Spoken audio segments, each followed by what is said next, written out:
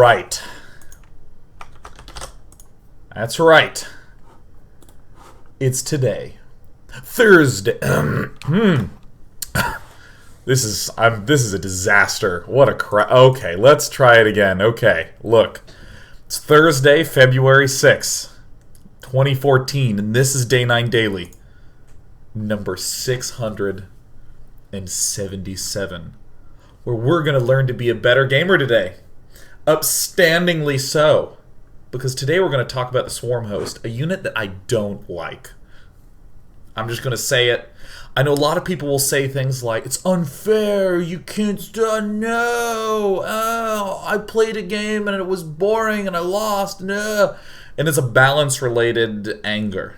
But for me, I don't even like playing with the Swarm Host. I don't like playing against the Swarm Host. But this is a very important and valuable lesson that we're going to learn today.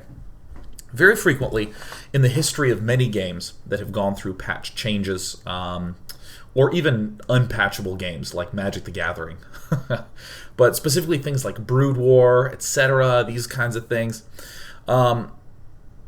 it's very easy to dislike something a lot. Maybe because you don't like the way it's played, maybe because you think that it is unfair. But the fact of the matter is, it's in the game. And let us not be one of those people to go, oh, well, it stinks. Good, there, I feel self-righteous now. You want to be someone who can actually solve problems. And maybe the best play that you can muster together is 35% win rate against Swarm Host. That's great. We're going to try to bring that up today to 45, maybe even winning players at 55%. We will not recoil from the challenge of Swarm Hosts in the slightest. Ugh. And because I am an apolitical human, I will wear the Terran shirt in this Protoss versus Erg analysis. We're going to start off, we're going to look at some of the reasons why Swarm Hosts work well. So if you want to be using Swarm Hosts, you can see the maps that it works on. And then we're going to take a look at the way that CJ Entis' hero can smack it down by using extreme mobility. We're going to use a very simple statement. Swarm Hosts have the lowest mobility of any unit in the game. And we will go from there and see how, even with that simple statement, there's a lot that we can do with it and a lot of cool and complex moves.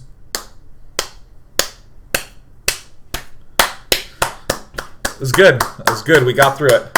We did a very good job getting through the intro, and now it's time for me to talk about something completely different. First of all, you like my phone case? Got it at Claire's. Boom! What were you doing at Claire's? I was at the mall just hanging out, having a good time. You know, eating Wetzel's pretzels, sometimes Auntie Anne's, depending on what part of the country you're in. I saw Claire's, I saw a case. Never owned a case before. I got a white one with hearts and ink. My roommate Asher, of Puzzle Juice fame, Puzzle Juice, the award-winning iPhone app, he has made a new iPhone game called Threes that will no doubt also soon be award-winning, and I'm going to show it to you, and I want you to buy it. I want you to buy it. There is no monetary impact that this will have on me.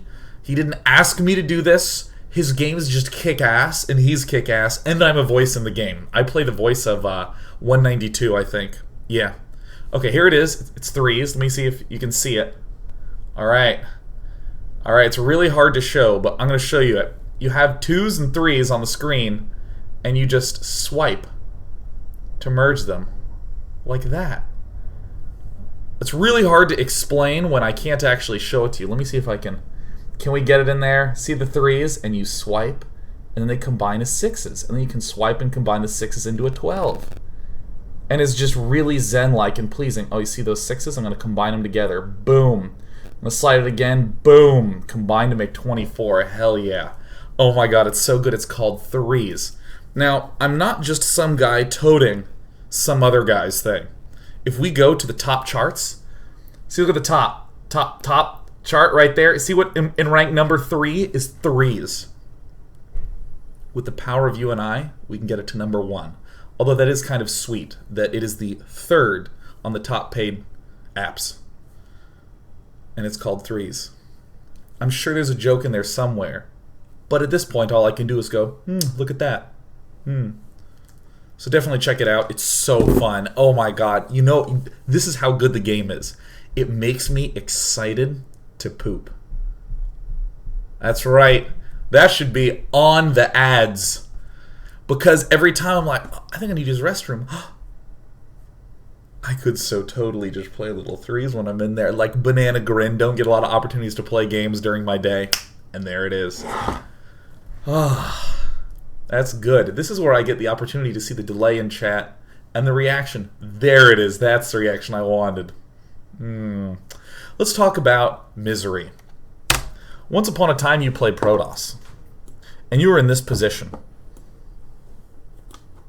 You're in Hero's shoes. You have yourself your 4th base up. Zerg hasn't really been able to mess with you, but there is a massive swarm host in the way.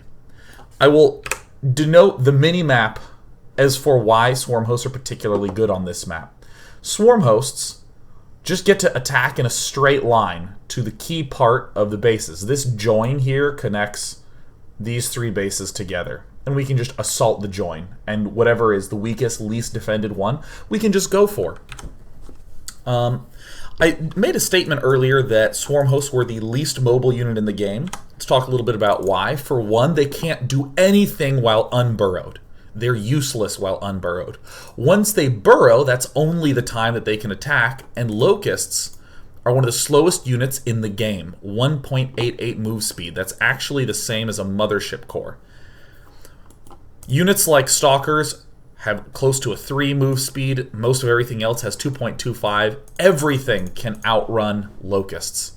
So this means, for instance, let's pretend that we have an expansion here, and our swarm hosts are right here, and they shoot locusts, and the locusts are already up here. And then zealots arrive here. It's very difficult for these locusts to turn around and come back over here. It's absolutely horrible trying to reposition locusts. So I have this game at ultra high times a billion speed, so we can see a little bit about some of the techniques that Hero's going to try in this game and why it's not going to work very well due to the map. Obviously, the roaches and the queens are going to be in some number throughout. So it's not like we get free bases, but let's look at the path of these units as they try to move away. These swarm hosts are actually both attacking this base and seeing with this watchtower and defending this very important base. It's rather easy to get them into a different position. So what we're going to see out of Hero in this game is a generalized notion. Well, if swarm hosts are really slow, counterattacking should be really, really good. I haven't mentioned a thing about units, mixes, what to do at varying points in the game. I just want to show the stress that people get under when they're against swarm hosts, why it works on this sort of map as it relates to these counterattacks. Am I at the wrong time? Does he just sit here for like minutes? I swear he counterattacks here soon. Yeah, it's when he starts to get this base up. So let's see this movement that we see of the Protoss army down southward. Very easy to keep track with the swarm hosts, or excuse me, with the locusts, which allows these swarm hosts to slowly park themselves farther down south. Now, similarly, again, notice that these swarm hosts here can cover much of this area, counterattacking, just not that strong on this map. Should we want to consider a strategy to combat swarm hosts, we most importantly must consider the map. And in this position, DRG, literally, he just rushed straight for the swarm hosts. The fact that these gold bases are so close together makes it very easy to attack and defend. And as we'll see, Hero's going to try to move over here and do this counterattacking. Is this familiar? This is why I wanted to bring up this game initially, just so if you've never experienced it, you go, Jesus, that feels horrible. Because we're going to answer the question, how do you stop this? Now, if you are not a minimap watcher as I am, you can see this huge blob thanks to this huge screen. See this blob right here that has it's inched from here to here. And it's a very easy way to combat any attempted run around. This inside edge is super... It seems just way too small to be able to do much of anything. Counterattack will be able to lock down this base. Nice. Look how everything has to pull back. Oh, noes. A couple of roaches doing some things.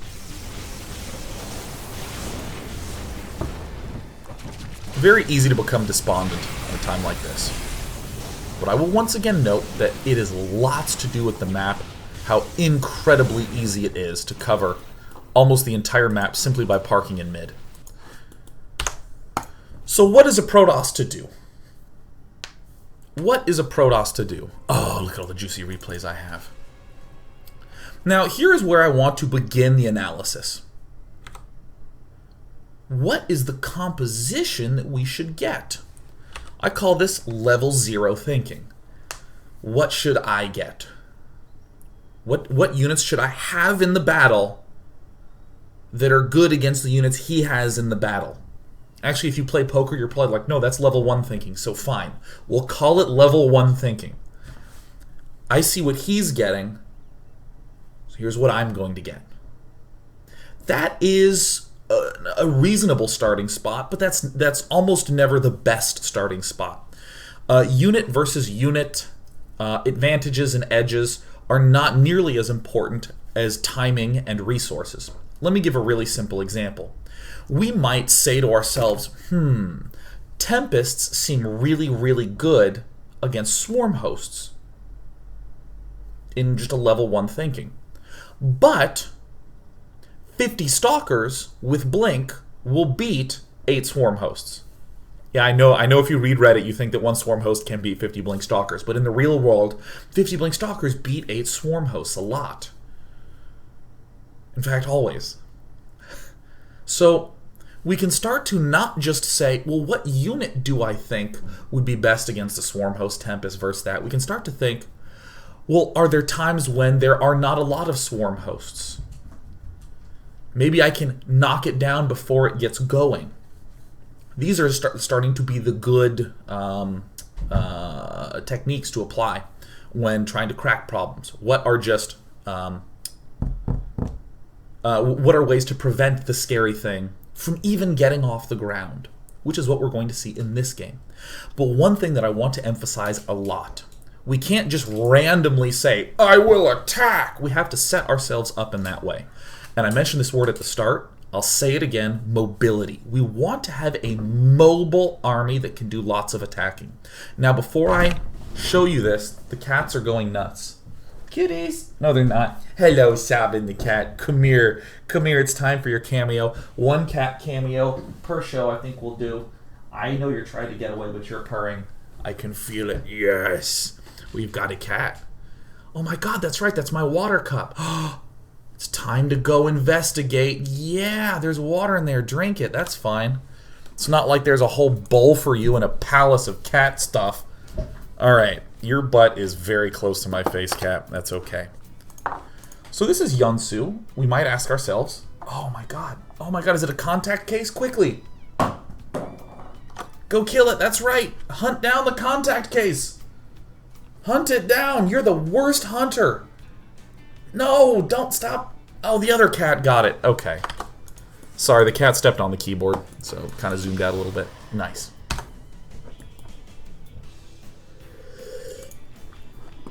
So we're talking about mobility. We've been talking about maps. Why would we say, from a Zerg point of view, ooh, I like swarm hosts on this map? Well, we have some easy time defending here because here's 1 choke. And there's this really kind of difficult to access runaround. And then there's this other choke. If we can guard this choke and this choke, we have coverage on these 4 bases. The main, the natural, the third, and the fourth. So cool, it seems like this amount of area to cover isn't so bad. More importantly, if we just look at the map itself, it's lots of narrow passages. Narrow, it's narrow here. Here it's kind of open. Then it gets narrow again, narrow. This whole path is narrow, narrow, narrow. Here a narrow, there a narrow, everywhere a narrow, narrow. So we're going to watch Hero open up with a relatively mobile type of army. Now we're going to consider a lot of the other things that Zerg will be doing, but I want to consider it in the context of this swarm host thing that we're going to see later. For instance, blind forge first, opportunity to cannon rush should there be a hatchery that comes up. This was game 2 in the series, so that means that at this point Hero is down 0-1. Hero continues to wall himself in. Is he going to skip the cannon and get the geysers early? Nope, gonna go for the cannon. So no real corners being cut. He saw a pool pop down early. He's getting himself the gateway. Now you can begin to think about different moves like big roach plays, mutalisks, etc. It's very easy to, for instance, let's think about the most standard Protoss opening. Early expand into Phoenixes, into Colossus. We have covered our bases. Phoenixes can harass and stop mutalisks. Colossus kill lots of things on the ground. But the cat has hunted down the contact case. He will kill it and perhaps bring it to me later. Good kitty. Okay. No, would you? No, that's not. Come here. Whatever. That's like distracting me so much. I can stay really focused, but if the cat's doing that, you know what? That's fine. I'm going to block him out. Alright, what were we saying? Yeah, you can think about the Mutalisk can stop, or the Phoenixes can stop the Mutalisk, the Colossus can stop everything else, but that's not very mobile. Sure, units are mobile, but the core of the army with the Colossus, it's pinned to the Colossus, it's quite slow. So what we're going to see out of Hero is an increasingly popular, increasingly popular opening that has a lot of late game potential, but more importantly, is a very mobile force. And it'll work extremely nicely on this map. So we see Zealot, Stalker right away. Zealot goes and pokes here. We know Swarm Host is going to happen because I am a clairvoyant human. In other words, I've seen this game before. But also, we want to make sure that we consider everything else that can possibly be happening. Dongregu's trying to scout in. We got a Forge. We got a Sentry. Hero's going to spot this. Joop, joop, joop, joop, joop. 3 gateways going down. Oh me, oh my. Looks like a rush. Nope, Twilight Council placed where? The last spot the Overlord died. Just generally good technique. No real pushes coming up. At 720, Zerg has almost never done much. It's virtually impossible to really have a layer more than just started at 7 minutes. And our Protoss hero is kind of counting on that. And last but not least is this little tool. We have ourselves the Mothership Core. We have Blink +2 coming up. Hey, those are very mobile. Think about Mutalisks coming up here. And why do we want to think about that? Because hell, look at Hero's vision. He knows only that Zerg has a base, and he has a Zealot over here. I mean, if we take a look at the mini-map cam, Mutalisks can strike, obviously, here at this point. They can strike here at this point, and occasionally they can sneak all the way back over here and blink up and walk up into the main, which is a really important aspect to having blink on this map. Joink, we can just hop up and down. What about going up against lots of roaches and stuff like that? Well, have no fear, says Hero. I am going to go scout.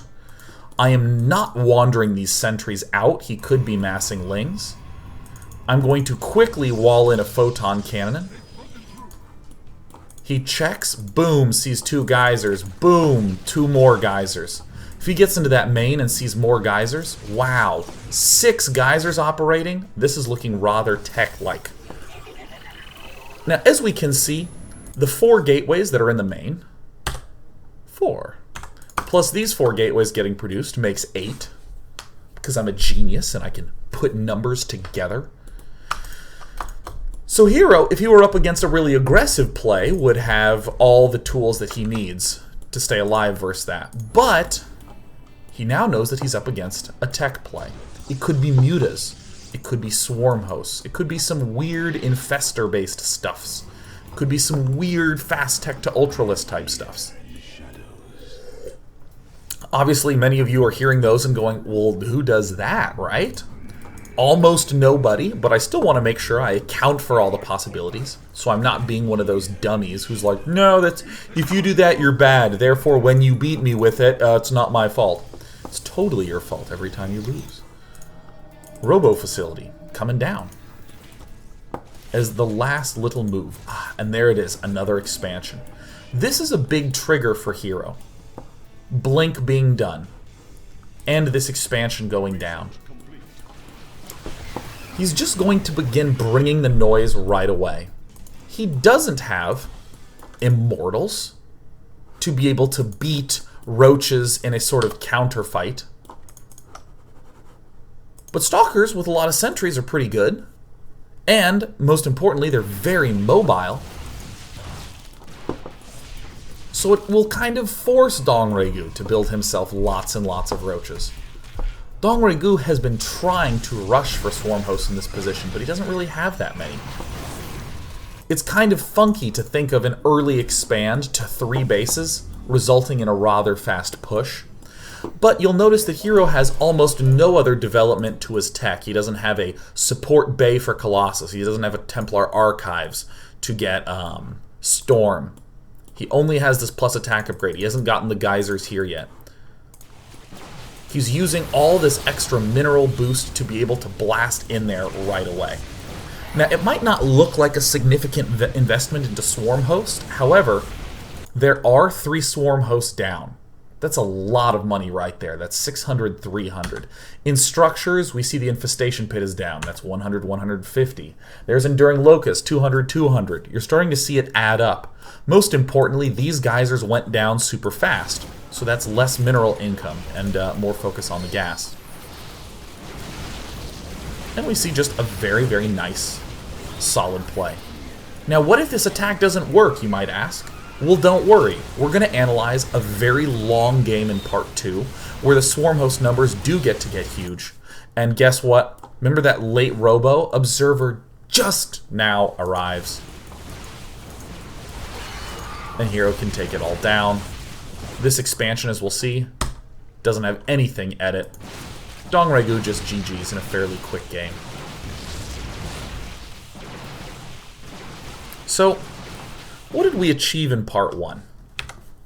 We got the opportunity to ask, what's up with these Swarm Hosts? Why are people getting upset about them? And we saw that game on Habitation Station. We saw how difficult it was for Hero to seem to do anything. If Hero tried to attack the Swarm Host head on, they'd crush him. He tried to go around, but because of the map architecture, it was kind of difficult to manage to get to the base.